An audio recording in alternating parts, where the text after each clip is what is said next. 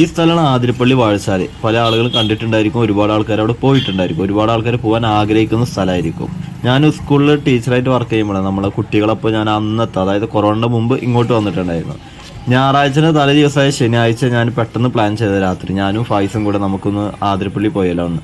അങ്ങനെ അവൻ ഓക്കെ പറഞ്ഞു. അങ്ങനെ ഞായറാഴ്ച രാവിലെ 8 മണിക്ക് ഞാൻ ആതിരപ്പള്ളിക്ക് ഞാനും ഫായിസും കൂടെ കയറി. ഒരാൾക്ക് 60 രൂപ വെച്ചിട്ട് 120 രൂപയാണ് രണ്ടാൾക്ക്. വൈകുന്നേരം അയക്കണം, ഏകദേശം ഒരു 3:30 നമ്മളെ ഇങ്ങോട്ട് എത്തിയിട്ടുള്ളത്. അതിൻ്റെ മുമ്പ് നമ്മൾ വേറൊരു സ്ഥലം കൂടി കവർ ചെയ്തിട്ടുണ്ടായിരുന്നു. അതിൻ്റെ വീഡിയോ നമ്മൾ യൂട്യൂബ് ചാനലിൽ ഇട്ടിട്ടുണ്ട്. അപ്പോൾ സ്കൂൾ പൂട്ടാണ്, അതുപോലെ തന്നെ ഞായറാഴ്ച ആയതുകൊണ്ട് പല ഭാഗത്തു നിന്ന് ഒരുപാട് ആളുകൾ ഫാമിലി ആയിട്ടും ഒറ്റക്കായിട്ടും അങ്ങനെ ഒക്കെ വന്നിട്ടുണ്ട്, ഗ്രൂപ്പായിട്ടൊക്കെ വന്നിട്ടുണ്ട്. വളരെ മനോഹരമായ കാഴ്ച ഉണ്ട് ഇവിടെ ഉള്ളത്. പ്രത്യേകിച്ച് കുറച്ച് നടന്നാൽ മതി. മെയിനായിട്ട് വാഴച്ചാൽ വെള്ളം പോകുന്ന, ഒഴുകി പോകുന്ന മനോഹരമായ സ്ഥലങ്ങളാണ്. പോകുന്ന വഴിയിൽ ചെറുപാതിരി വലിയ മരങ്ങളും പിന്നെ അതുപോലെ തന്നെ കുന്നുകളും എല്ലാം കൂടി നല്ലൊരു ഹരിതവർണ്ണ മനോഹരമായ കാഴ്ചകളൊക്കെ നമുക്കിവിടെ വന്നാൽ കാണാൻ പറ്റും. പിന്നെ അതുപോലെ തന്നെ കുറച്ചും അങ്ങോട്ട് ഉള്ളോട്ട് പോയാൽ കുരങ്ങന്മാരെ കാണാൻ പറ്റും.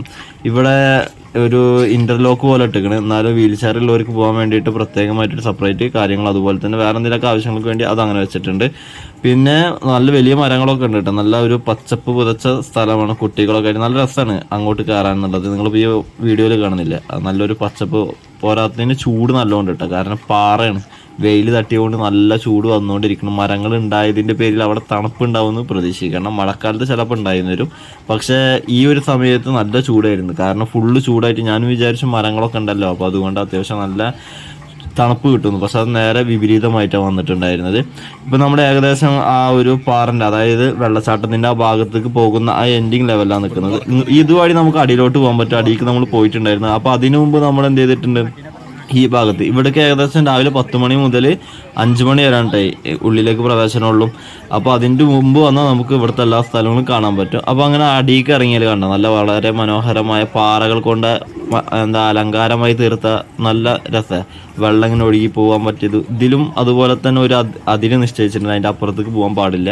വെള്ളം നല്ല, ഇതിൽ വെള്ളം കുറവാണെങ്കിലും ചാട്ടം കുറച്ച് കൂടുതലാണ്. നല്ല സ്പീഡിൽ വന്നിട്ട് ചാടുന്നുണ്ട്. നല്ല രസമുണ്ട് കാണാൻ വേണ്ടി.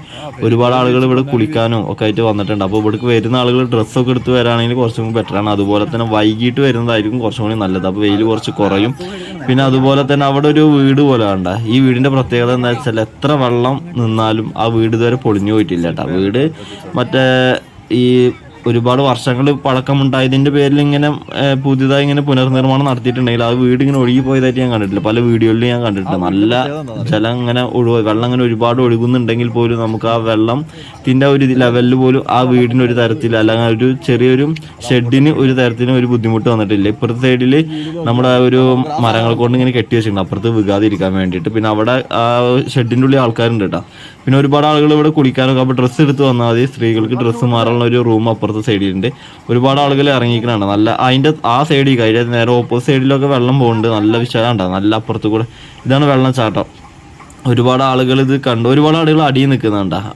ഈ വെള്ളച്ചാട്ടം നേരെ പോവാണ് അപ്പുറത്തേക്ക്. ആ സൈഡിലേക്ക് നമ്മൾ പോയിട്ടുണ്ടായിരുന്നു, നമ്മളൊരു റിസർവ് സെൻറ്ററിലേക്ക് ചാലക്കുടി. അപ്പോൾ നല്ല ഇത് ഇപ്പങ്ങളാണെങ്കിലും ഈ മഴക്കാലമൊക്കെ വന്നാൽ നല്ല വെള്ളം വരും. പിന്നെ അതുപോലെ തന്നെ ആ സമയത്ത് ഇവിടെ ആൾക്കാർക്ക് എന്ത് ചെയ്യാൻ പറ്റില്ല, ഇറങ്ങാൻ പറ്റില്ല. കാരണം വെള്ളത്തിൻ്റെ ജലനിരപ്പ് ഉയർന്നാൽ ആളുകൾ എന്ത് ചെയ്യില്ല, ഇവിടെ ഇറക്കൂല. ഇപ്പോൾ വലിയ നിയന്ത്രണമൊക്കെ ഉണ്ട്. ആ ഒരു ലെവലിലായിട്ടാണ് ആളുകൾ ഇവിടെ നടത്തുന്നത്. അപ്പോൾ നമ്മൾ ആ അടിഭാഗത്തേക്ക് ഞാൻ സ്കൂളിൽ വർക്ക് ചെയ്യുന്ന സമയത്ത് ഇറങ്ങിയിട്ടുണ്ടായിരുന്നില്ല. അന്ന് അവിടെ ലോക്ക് ചെയ്ത കാരണം അങ്ങോട്ട് ഇറങ്ങാൻ പറ്റിയിട്ടുണ്ടായിരുന്നില്ല. അപ്പോൾ ഞാനും ഫൈസ് പിന്നീട് അങ്ങോട്ട് പോയിട്ടുണ്ടായിരുന്നു. അത് ഞാനിപ്പോൾ കാണിച്ചു തരാം. അപ്പോൾ ഇവിടെ ഉണ്ട് ഒരുപാട് ആളുകൾ വന്നിട്ടുണ്ട് ഇവിടെ നിന്ന് കുളിക്കാനൊക്കെ വേണ്ടിയിട്ട്. മെയിനായിട്ട് ചെറിയ കുട്ടികൾക്കൊക്കെ കുളിക്കാൻ പറ്റും. കാരണം വെള്ളം വളരെ കുറവാണ്. ആ ലെവലിൽ നിന്നാൽ കുട്ടികൾക്കൊക്കെ കുളിക്കാൻ പറ്റും.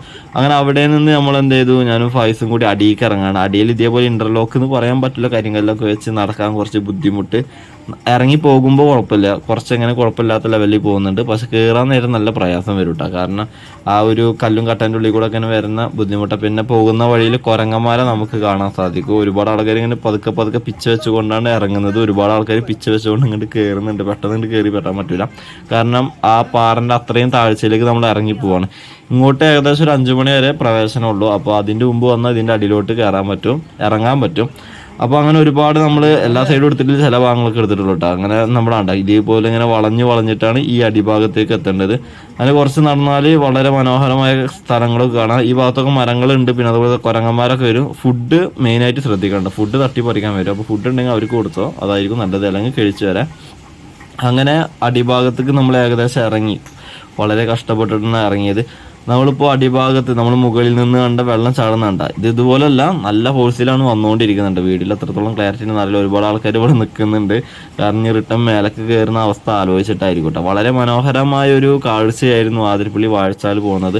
അപ്പോൾ പോകാൻ ആഗ്രഹിക്കുന്ന ആളുകളൊക്കെ പോയാൽ നല്ല ഒരു അടിപൊളി, നല്ലൊരു ഓർമ്മ നമുക്ക് എന്ത് ചെയ്യാൻ പറ്റും, നല്ല ഒരു യാത്ര ചെയ്തൊരു ഓർമ്മ നമ്മുടെ മനസ്സിലുണ്ടാവും. അതുപോലെ തന്നെ വൺ ഡേ ട്രിപ്പിനും പറ്റിയിട്ടും ഫാമിലി ലെവലിൽ പറ്റിയിട്ടും ഒക്കെ പോകാൻ പറ്റിയ ഒരു അടിപൊളി പ്ലേസാണ് നമ്മുടെ ആതിരപ്പള്ളി വാഴച്ചാൽ. അപ്പോൾ ആരും പോവാനും അതുപോലെ തന്നെ അങ്ങനെ പോകുന്ന ആൾക്കാർ വിസിറ്റ് ചെയ്യാനും മറക്കരുത്. ചെറിയ ചാലിങ്ങനെ ഒഴുകി വരാനുണ്ട്, അപ്പുറത്തെ സൈഡിൽ നിന്ന് വിശാലമായ വലിയ വെള്ളം ഇങ്ങനെ ഒഴുകി വരുന്നുണ്ട്. നമ്മൾ കുറച്ച് അങ്ങോട്ട് കയറി നിന്നിട്ടൊക്കെ വീഡിയോസ് എടുത്തിട്ടുണ്ടായിരുന്നു.